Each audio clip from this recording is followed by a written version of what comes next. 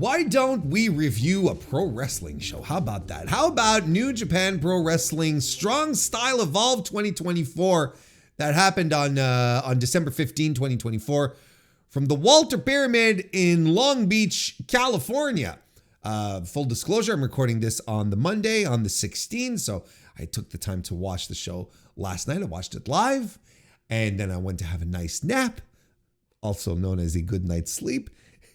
And I woke up this morning, I stretched, made myself a tea, and I was like, hot damn, let's sit down and talk about let's sit down and talk about a show I liked.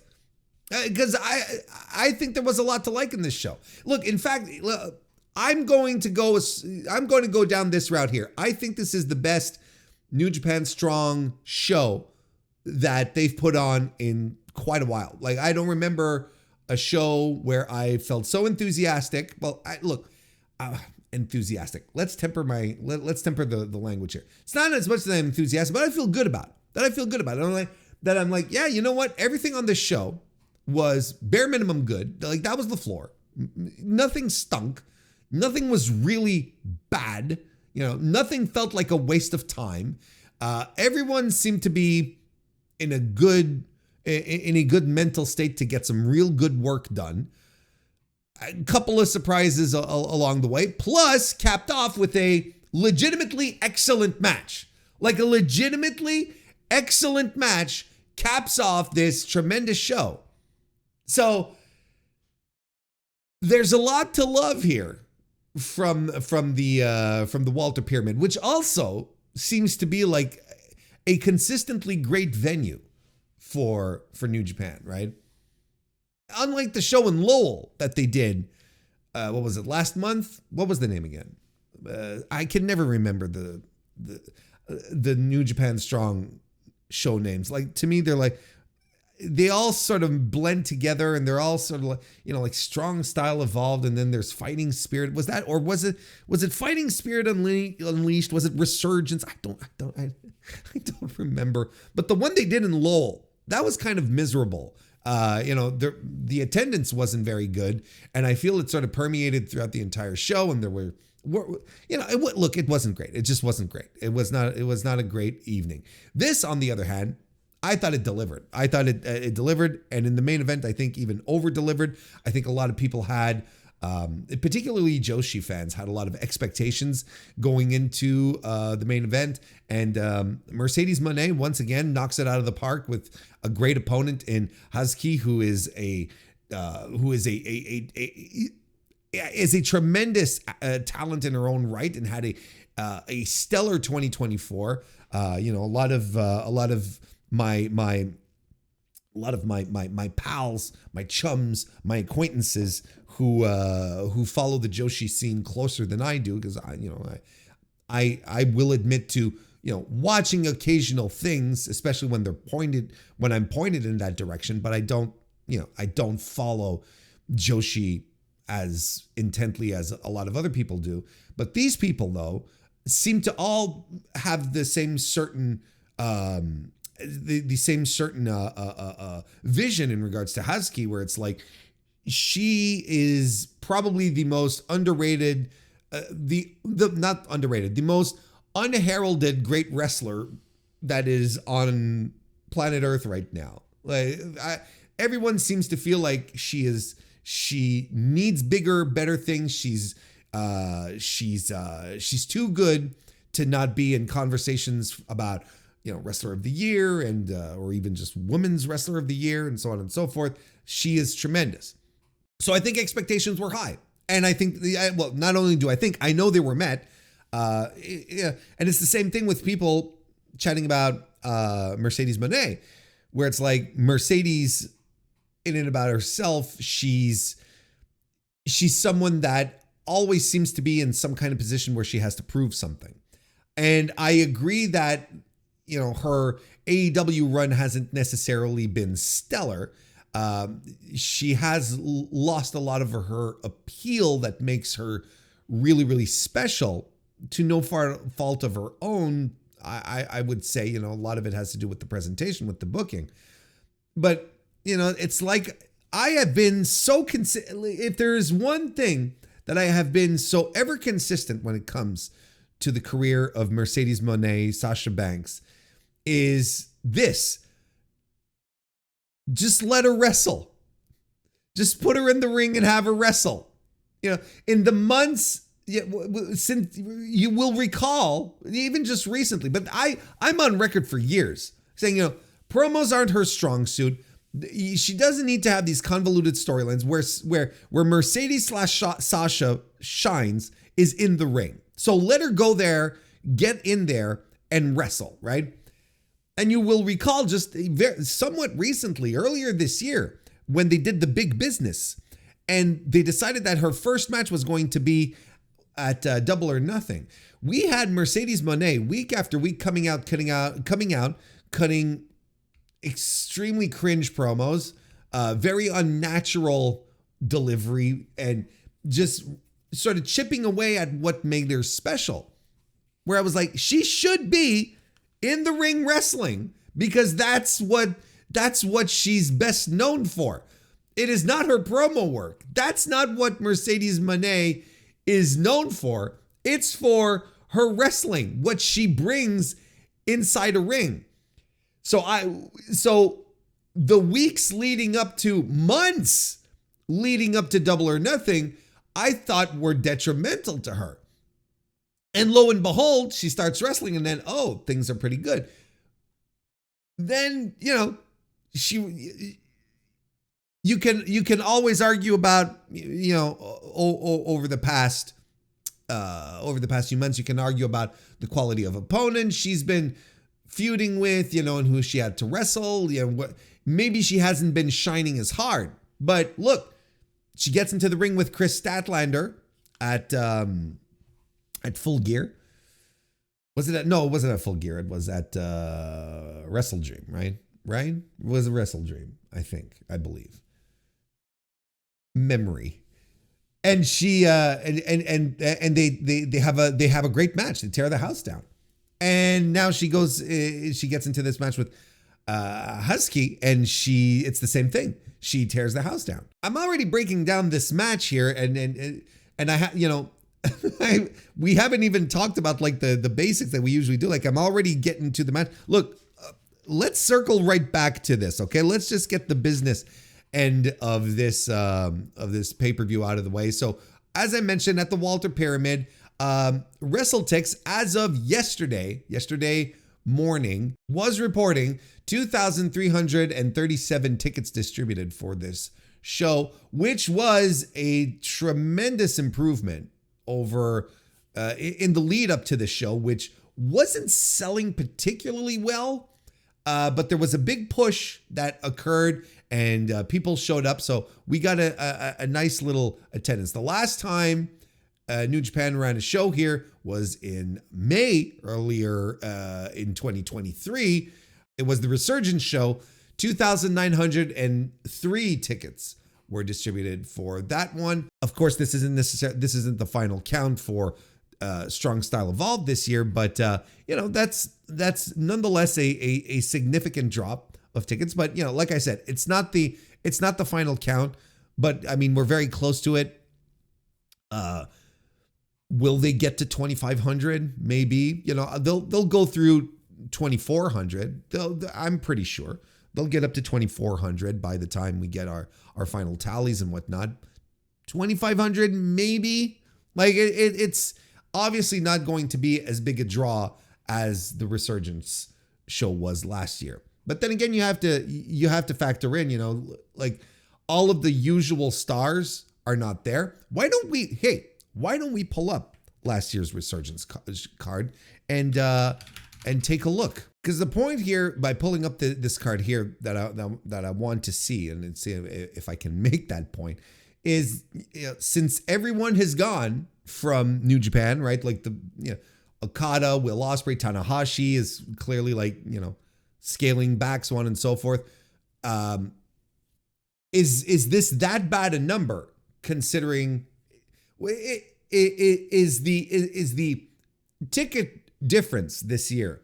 That's significant to say, oh, they're in trouble, considering that a lot of the stars that they had last year were no longer around. So last year, if we pull up the card here. So last year was the New Japan Strong Women's Title Tournament, right? Of course, that had Willow Nightingale defeat Mercedes Moné, and we had the injury, right? And we were having a nice little main event until the injury happened. We had Will Ospreay, Hiroshi Tanahashi on the show. You had Jon Moxley, Okada, who were there as well. Tomohiro Ishii, always a fan favorite. You had that dreadful Kenta and Hikuleo match, but see, like, you had a lot of names here. Oh, and that great Mercedes Moné Stephanie Vaquera match as well.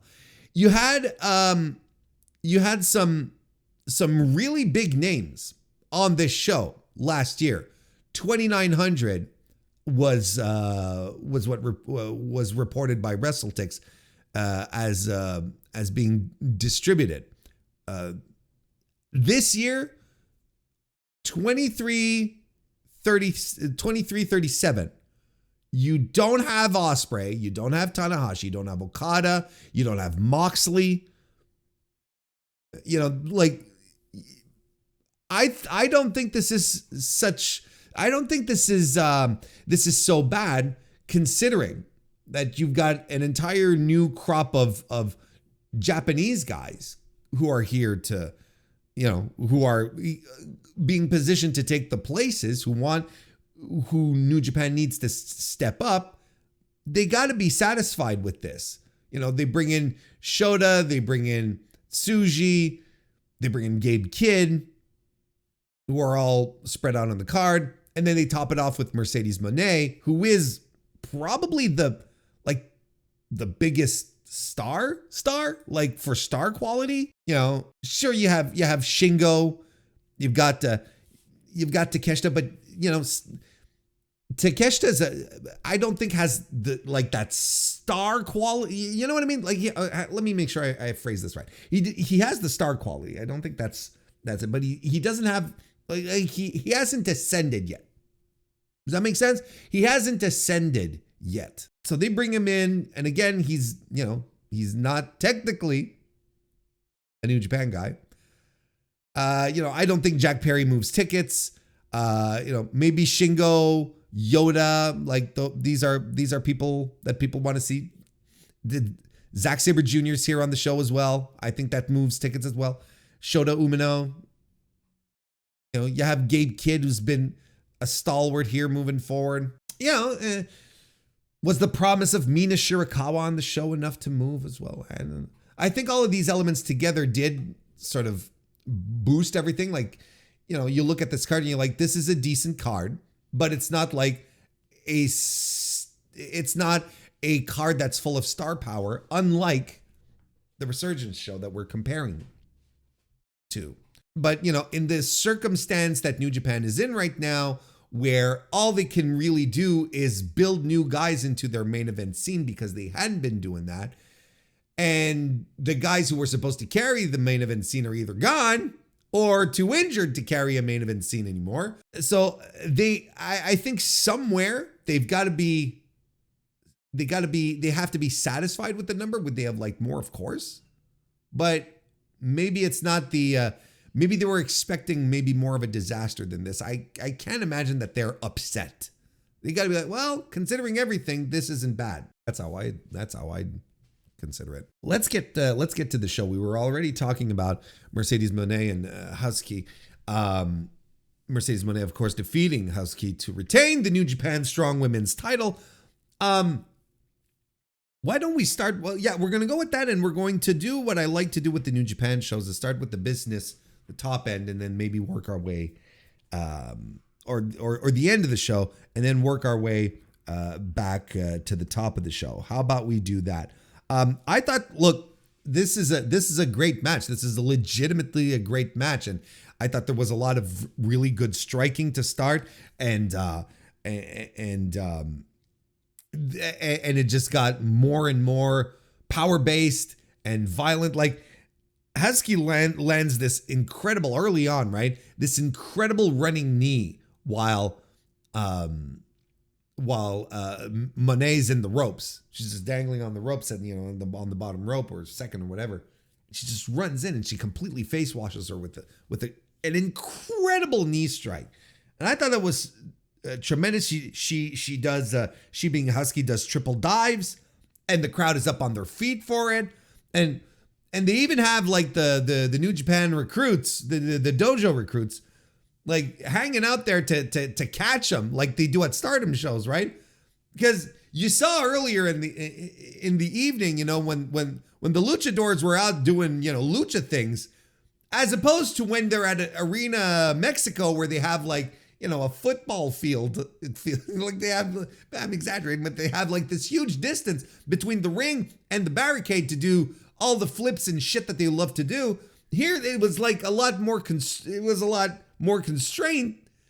So, you know, you had the New Japan dojo guys catching the ladies, right? Making sure that no one like kills themselves on the barricades, which was smart.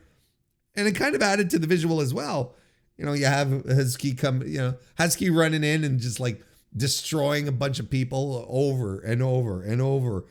She does a springboard drop kick as well later on.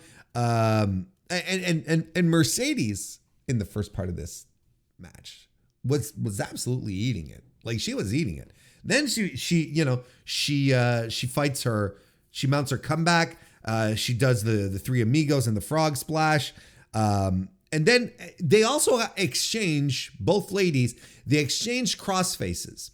You know, Husky does it first, I believe. She does it because one of Mercedes' finishes is the what do they call it? The statement maker. I always want to say the bank statement, but it's the statement maker.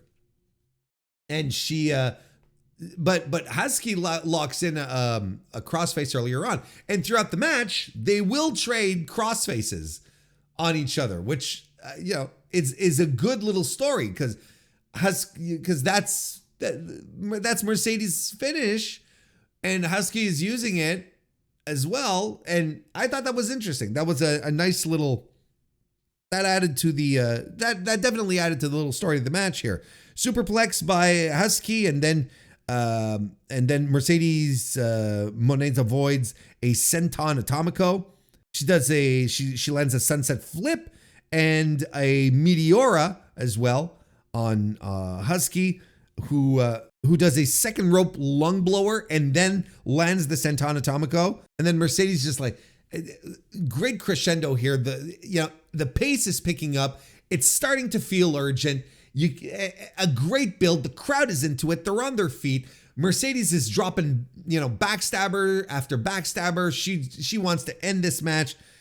Goes for the Money Maker, but Husky is close to the ropes, so she prevents the loss right there. She puts her foot on the ropes, and she mounts a short comeback, but another Money Maker puts her away. Look, my only critique is that the Money Maker is not a good finisher. And I was racking my brain. I feel like recently we've seen Mercedes Moné finish a match with another move. And I was like, God damn, that should be your finisher. I was like, that should be your finisher. What are we doing here? Not the Money Maker, which it doesn't work. It doesn't click. It's not good. I don't like it. I don't like it. It doesn't suit her. It doesn't look good. It's not it's one of these finishers where everyone sort of has to be like in the perfect position for this to work, right? You have to be in the right spot and you have to eat it a certain way for it to look as good as it's supposed to. I'm not a fan, but I'm a fan of this match. This was tremendous. Like legitimately awesome match that caught me by surprise at how good it was. Had me up on my feet. At some point I was pumping my fist. I was like, let's go. I had Kristen. I was watching this with Kristen, and she was like, do you think Husky can do this?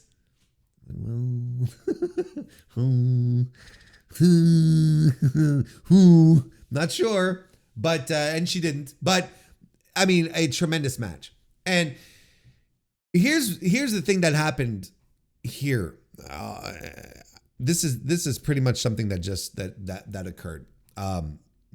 Husky just had her coming out party to the North American to wrestling audience at large. You know, sure, Joshi fans were all already aware of her, but you know, this is legitimately a Stephanie Vaquer type of situation where Stephanie Vaquer, you know, had her match at Resurgence last year, and then from that point on, she was in the conversation of anyone you were talking about when it came to pro wrestling.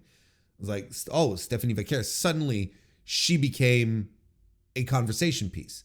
And I think this is the same thing that happened with Husky here, where I legitimately believe moving forward, she is going to be in the mouths of a lot of pro wrestling fans. They're going to be like, well, is she going to be at Wrestle Dynasty? When Forbidden Door time comes around, they're going to be like, well, Tony, book Husky, you know, so on and so forth. I think she just had some doors swing right open for her. You know, I think this was a very public tryout, and her stock has been raised tremendously. I think it's undeniable. I think she created new fans. New people are there to enjoy her work now. I don't necessarily mean this translates into more people are going to watch Stardom, but I think more people are going to be interested in Husky's career moving forward. And that's not a bad thing. I'm absolutely not advocating for her to drop everything and come to North America. That might not be even in the plans for her. That might not even be something she wants to do. Because that's usually the misconception that a lot of people have. It's like, oh, now that it's working out well in North America, they can move here and work in North America.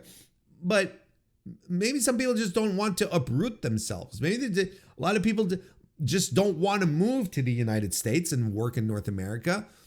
Tetsuya Naito is a very good example of that, where he's said, I believe, at least a couple of times, right?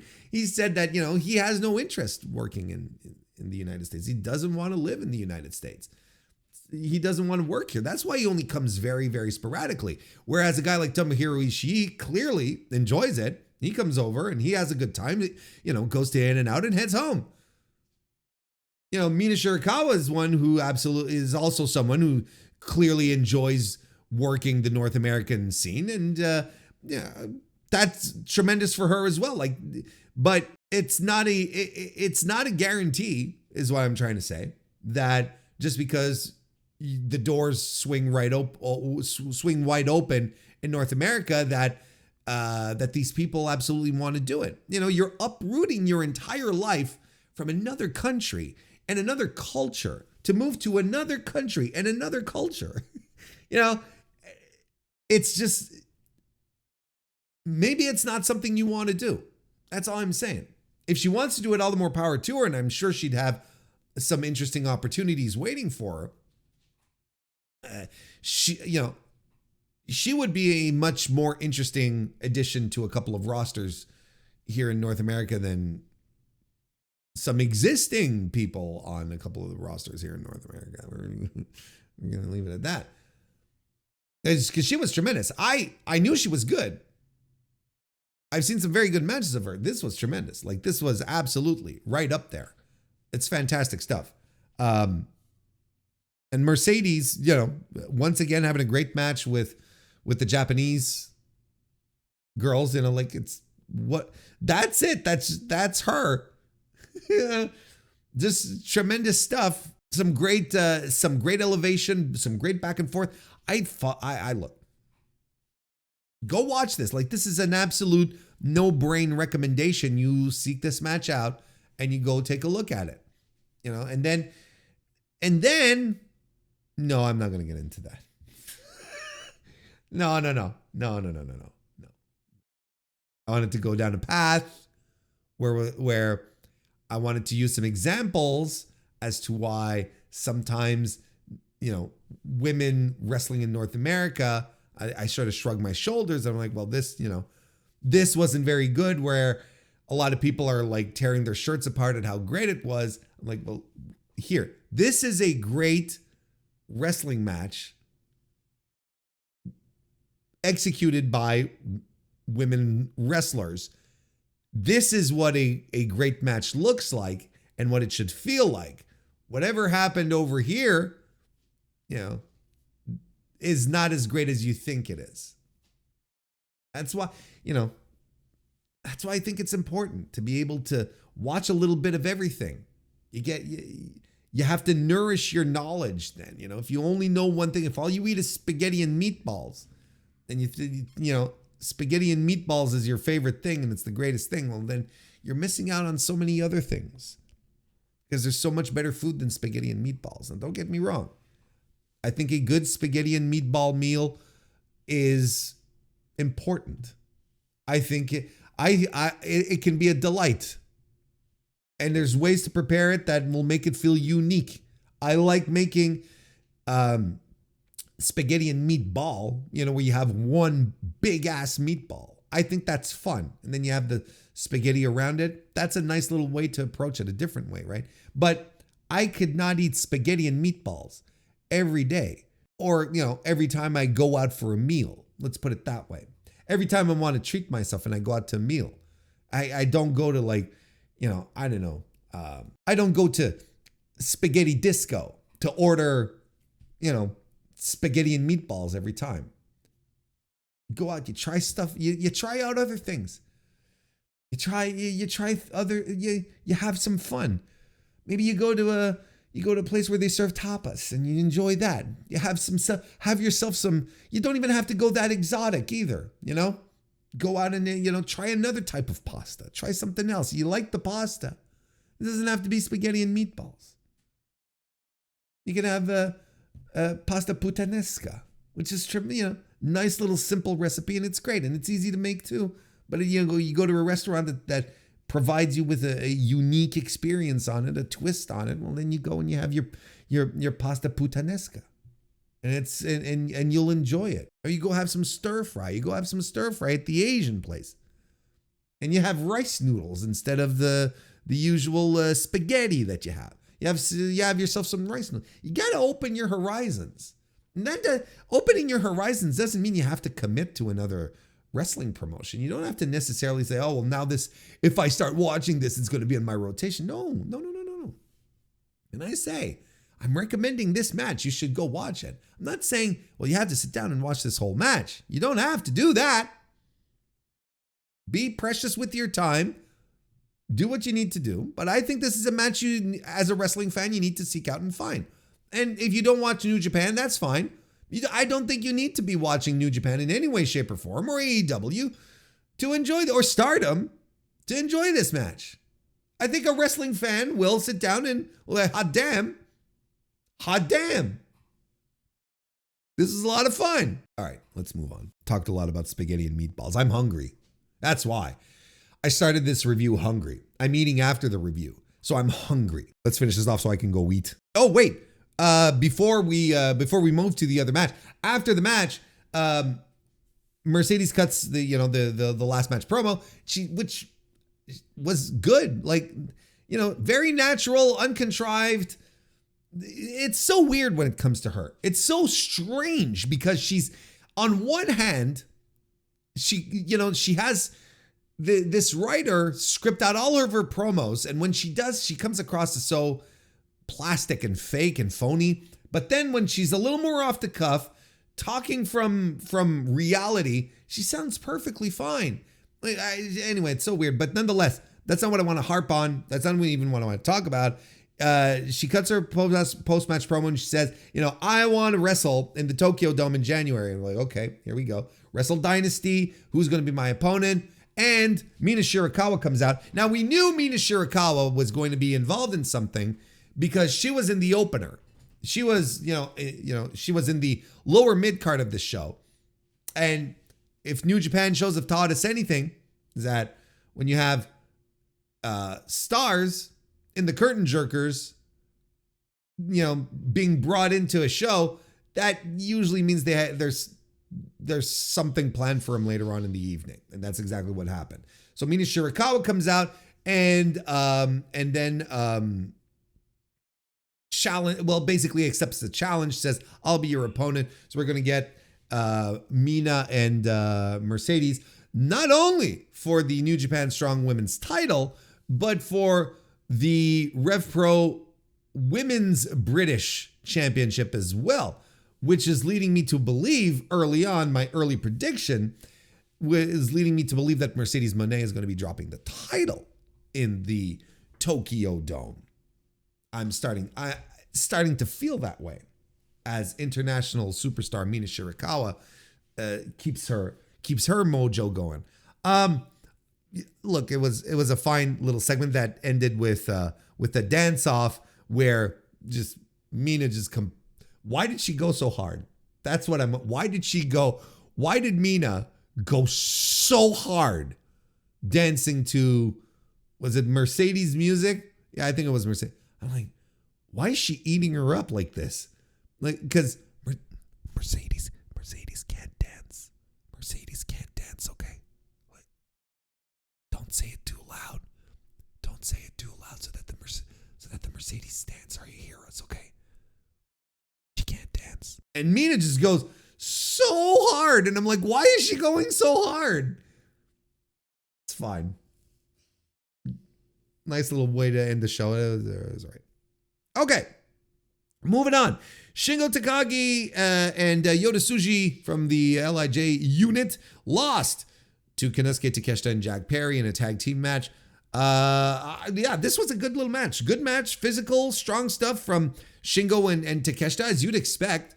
Like, they're going to be a lot of these matches were giving us a little preview of Wrestle Kingdom, Wrestle Dynasty, and this match here, this Shingo Takeshita match that they've got set up for Wrestle Kingdom. I am so stoked for it. I am so like that is legitimately the drawing match for Warren Hayes. Like, that's like designed for me. Takeshita is such a guy. Not only a guy, he is the guy. He comes across so he comes across as a superstar every time he's in the ring. I do not know why AEW did not decide to just like go all in and push this guy from the minute he started working dates, and people gravitated to him instantly. Like this guy is an unabridged, unmatched future talent in the business. You know, there's a lot of chatter, a lot of chit chat about Konosuke doing a soft jump to New Japan, right? That he's going to win the Never title, which is very possible, and then it's going to lead to a soft jump to New Japan. Because I'm going to tell you, he was a highlight of the G1 this year, and he is a guy that New Japan could use. He's still young, like he's still part of this new generation of guys. But this is a guy who already knows how to be a star. He already knows how to be a top guy. He's got that vibe. He's got that energy that he can bring to the table in a blink. Why wouldn't you have him in your company doing great things? And at this stage, I'm kind of like, I think New Japan would be a better fit. I know it'd make a lot of AEW fans sad, but I think his ceiling is so much higher and easy to achieve in New Japan than it will be in AEW. Like, the guy's ceiling is high regardless, but I don't think Tony Khan sees him that way, which is a bonkers to me. Absolutely bonkers. Anyway, it was a good match. Well executed, strong stuff. Jack Perry steals the win on Yota Tsuji. They also have a match at Wrestle Dynasty that they're going to be involved in. So, you know, it's the usual New Japan thing where you get the opponents in a dynamic and, you know, sort of give a little taste of what's to come. I'm going to tell you, I'm so excited for the Shingo Takeshita match.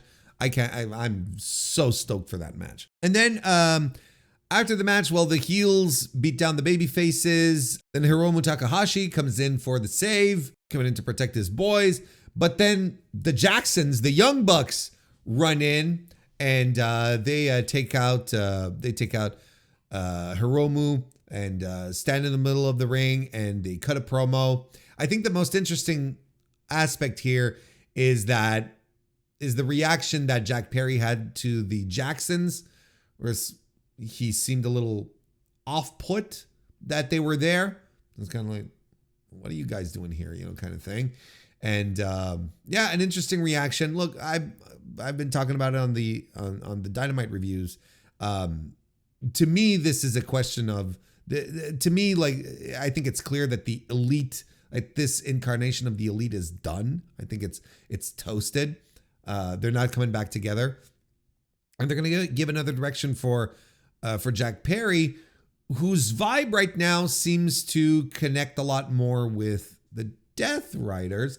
I know that would not be a very popular addition to the group, but I do think that the Death Riders also need to add members to their group. And John Moxley, a couple of months ago, just at the onset of this new gimmick, right, ran into Jack Perry backstage and said, "I always liked you, kid," something to that effect.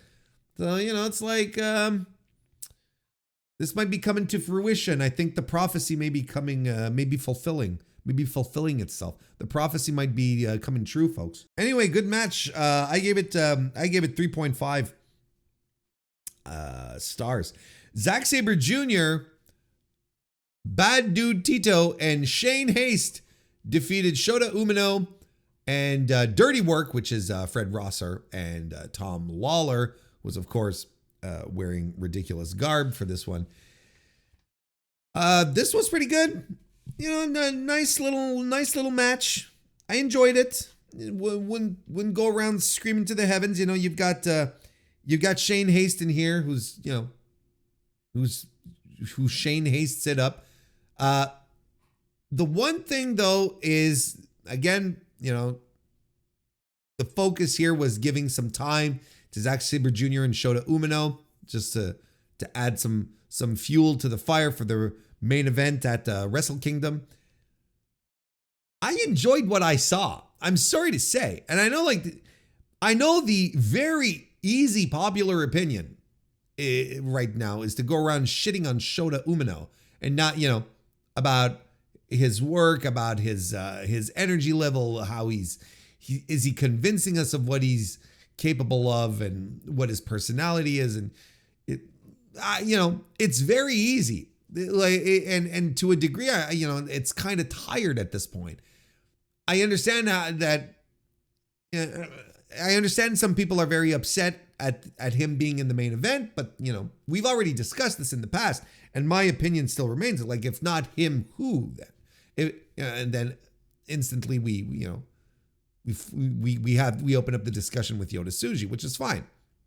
But if not those guys, who? And we've been saying, when I say we, New Japan fans like myself, been saying for years, push the new guys, push some new guys. And now we're pushing new guys and we're upset because it's not the new guy we want, because they're not ready. But if they're not ready, when are they going to be? At some point, you got to throw these guys into the deep end and have a sink or swim moment. And quite frankly, I think sometimes I feel like I'm on a fucking island when it comes to this main event at Wrestle Kingdom, where I'm like, I feel like this is going to be a very good match. Is it going to be the greatest? I don't know. We'll see how these guys operate. I mean, it is Zack Sabre Jr. after all. And Shota has shown signs of greatness, little signs of brilliance. And I thought what they were doing in this match was tremendous. And I think they have good chemistry. I think they play off of each other really well. I think it's going to be a super solid main event, and is not going to be some kind of unmitigated disaster that some people are making it out to be. Is it the greatest drawing top tier match in New Japan history? No, of course not. No, of course not, because Zack's an unproven draw, and I think as we'll see how things go, but I don't know how much of a proven draw he's going to be. And Shota is a new guy. He's still fresh out of the box when it comes to his post Young Lion environment, right? So you have to put these guys in these positions, and they have to be able, like I said, it's a sink or swim type of thing. They have to be able to pull through or just like drop away. It's either or. You can't have both. I don't know. Like I I think there's a lot of dooming when it comes to Wrestle Kingdom this year, when it comes to the people being pushed, when it comes to Shota Umino specifically. I think there's a lot of dooming, right? Everyone's saying, well, the biggest match that they have is Naito and Hiromu, right? Which they are doing, and which I agree with. It is quite possibly the biggest drawing match that they have, and they're doing it. Well, what do you want? What would it have been better for the IWGP World Title? Did we want Tetsuya Naito with the world title again? Like, everyone was sort of relieved when the world title was taken out. So what do we do? What's the solution? What's the solution? There's no easy fix here. I don't think there's an obvious fix. I don't think there's anything that exists on a New Japan card right now that you can immediately point to and say, this is booking malpractice because they have this match on the card that they're sitting on, right? And that would draw, that would do good business, etc., etc. That doesn't exist. That doesn't exist in New Japan right now. I'm sorry to say. It doesn't exist. It's just not there. Anyway, a little bit of a sidebar here. All to say that I really enjoyed what Zack Sabre Jr. and Shota Umino have done, and adds a little more confidence to me anyway that their main event at Wrestle Kingdom is going to be a good stuff. Gabe Kidd defeated Ryohei Oiwa to retain the New Japan Strong Openweight match title. Excuse me. Yeah, this was a good physical match, as you would have expected. Good physical, lots of chops, and pretty much what you'd think. I love Gabe Kidd. I see so much dislike for him, and I don't understand why. He was spending a lot of time arguing with some dude in the audience about his mother, and doing suggestive hand gestures to said gentleman about said gentleman's mother. I don't care.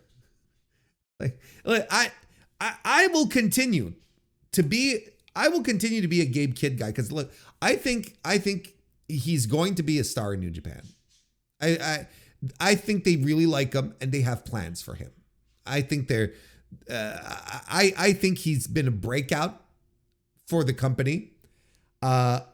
He was, and I know it wasn't everyone's cup of tea, but when we were just coming out of pandemic and everything still felt really stale, and over the past like 18 months when things in New Japan didn't feel like they had any energy, any color, he was coming out doing, throwing shit around and screaming at the camera and screaming at fans. And I'm like, this is different. This is something else.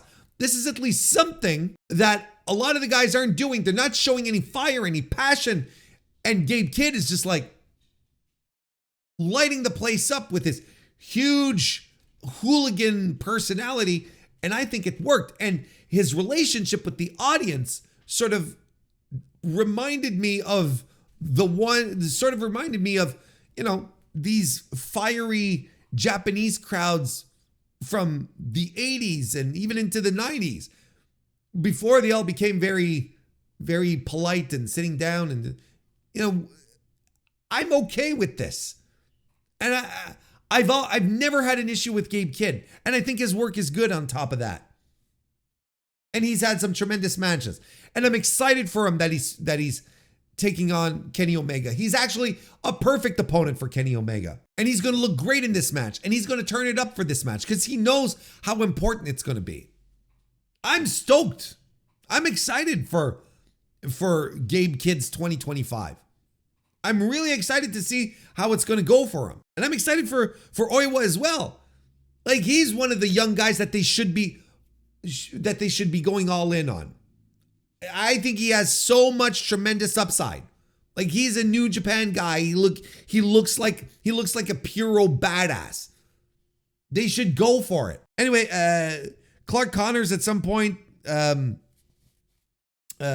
breaks up a pin after a Dr. Bomb by Oiwa, and Kosi Fujita comes in for the save, and there's a lot of near falls and big power moves and a pile driver and the Madman Bomb by Gabe Kidd makes secures the win in a 3 1/4 star match from your boy Warren here, which I liked. I think Oiwa is still finding his feet. I think he's still finding his vibe, but it won't be long that guy's going to be tearing stuff up. The United Empire duo of Jacob Austin Young and Templario. That's right. No Great O'Khan, no Henare, no TJP, no Callum Newman, no Francesco Akira. No.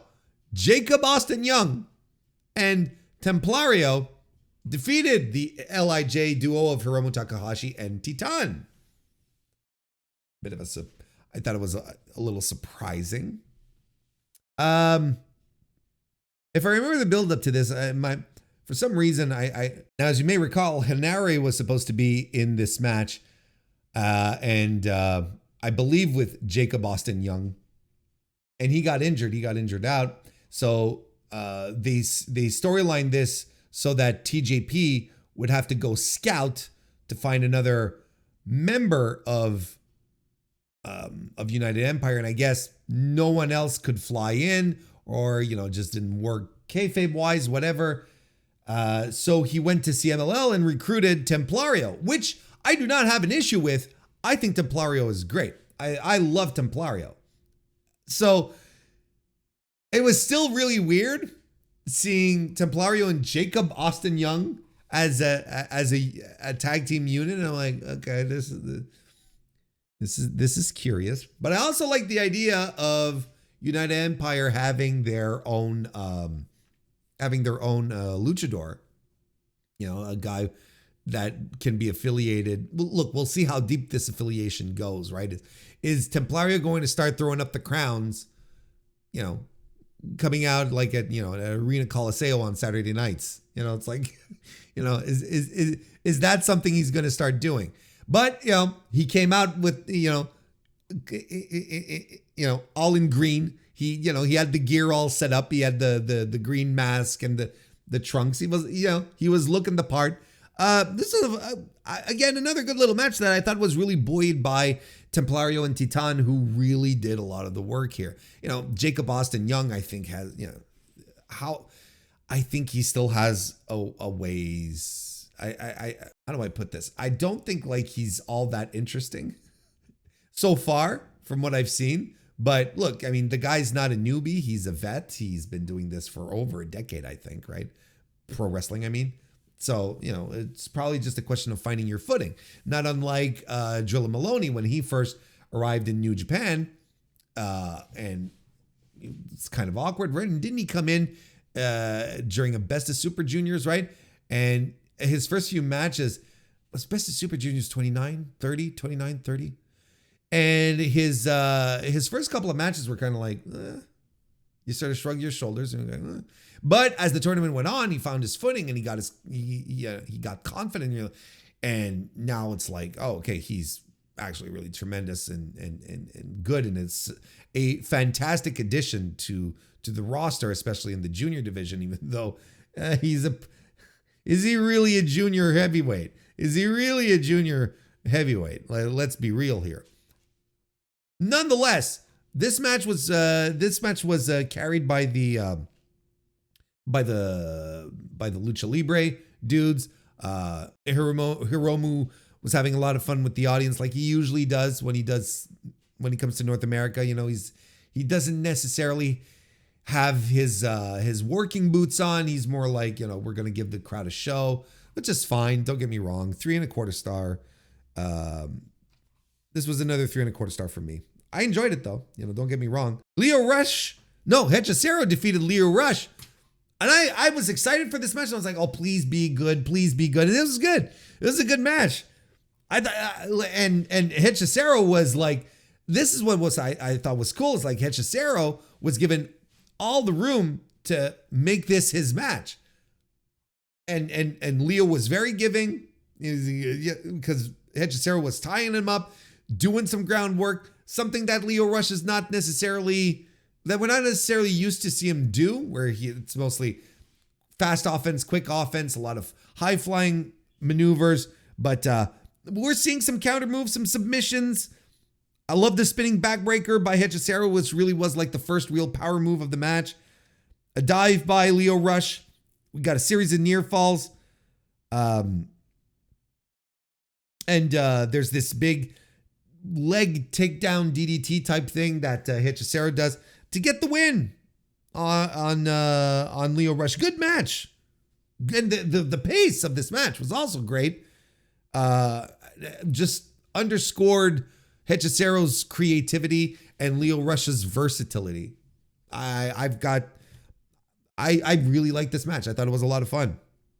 I thought it was a lot of fun. 3.5 stars. And actually, you know, if I were to give some soft recommendations, like if you had a little time, if you have a little time on your hands, this is a match I'd be like, go check this out. You're going to enjoy this. You like pro wrestling?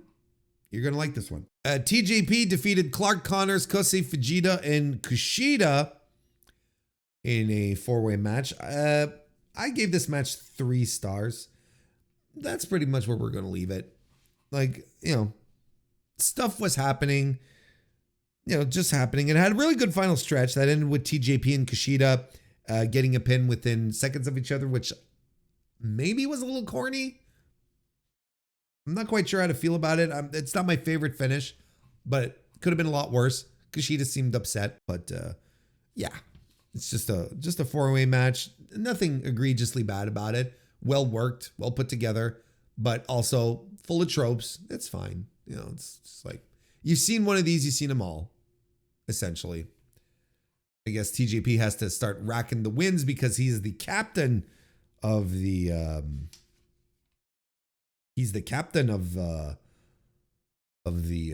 United Empire now, right? He's the captain. He has a captain hat. Toot toot. The West Coast Wrecking Crew defeated the Grizzled Young Veterans to become the new New Japan Strong Openweight Tag Team Champions. This was real good. I really like this match too. When I say two, I'm thinking about Lio Rush and Hechicero, but this one, my expectations were very low, but they rose above. It was so nice to see the West Coast Wrecking Crew get out of the orbit of Tom Lawler and Fred Rosser and finally go off and do something else, title or not. Like, who cares about the titles? You know, it's like, just go out there and have a match. And it was a really good match. I thought it was tremendous. And by extension, I would even go as far as to argue that from what I've seen, this was the Grizzled Young Veterans' best match since leaving WWE. I don't think they've had like this exciting or physical a match since leaving. And look, Jarrell Nelson, Royce Isaacs, they knew that this was their match. It was their moment. They were bringing the pace, and they kind of worked babyface in this match too. They were in front of the California crowd, right? They were home. It's home turf, so that's what you do. It was also good. Like it was a good physical, sweaty match. Guys were sweating. They were working so hard they were sweating. But wrestlers don't sweat all that much anymore. But when you see them sweating, you're like, holy shit. And it was physical. I think I've said this 4 times now, but nonetheless, big power moves complemented by some really good tag team wrestling, smartly put together. You know, Grizzled Young Veterans, they lost it. It was their own fault. It was their hubris that got in the way because they got too cocky. And I think it was Jarrell Nelson. No, JD. Sorry, I don't remember who, but one of the West Coast Wrecking Crew guys rolled up James Drake for the win. Like, tremendous. Like I thought this was really, really good. 3.5 stars. Again, if you have time for a soft recommendation, this one here. Was really good.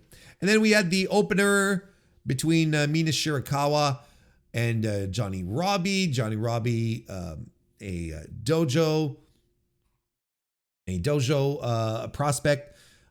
She was out with an injury for a while, so she's on the comeback trail. I'm not super familiar with her work, but I like what I saw. This was a fine little match, a good little opener. Well, nothing to write home about, but absolutely nothing bad. Let's just give it the gentleman's 3. How about that? Thought it was well worked. But yeah, I'll be curious to see more of Johnny Robbie moving forward. And of course, like we mentioned, Mina had better things to do. Well, not better. That's mean, Warren. She was setting things up for her big moment later on in the evening. And then on the pre-show, Zane J brought an end to Matt Vandegrift and his iron fist around the strong survivor match gimmick. He defeated Matt Vandegrift. So Matt Vandegrift no longer has a guaranteed spot on the strong shows moving forward. There you have it. A good show. I thought there was a lot of good pro wrestling on this show. Right up to it, like I said, a tremendous match in the main event. Monet and Husky were absolutely fantastic. And look, I gave you a couple of recommendations, but let's say we want to just do a little wrap up. The main event is an absolute must see. You gotta watch this match. It's tremendous stuff. You absolutely have to reach out and watch it. Otherwise, if you have time, they're not as great matches, but they're good. They're fun. Hechicero versus Leo Rush and the West Coast Wrecking Crew versus the Grizzled Young Veterans. But like if you have, what was it, like 3.5 hours, something like that? If you have that ahead of you, just watch the whole show. If you're looking for a good little wrestling show, you have it right here. That's what. Just plop it on and enjoy, savor. There you go. So a good show. I enjoyed it. It's a good little amuse-bouche before we get to the Christmas Corkin shows and then Wrestle Kingdom. So there you go. New Japan Strong Style Evolved 2024. Yeah, I liked it. There, that's the review.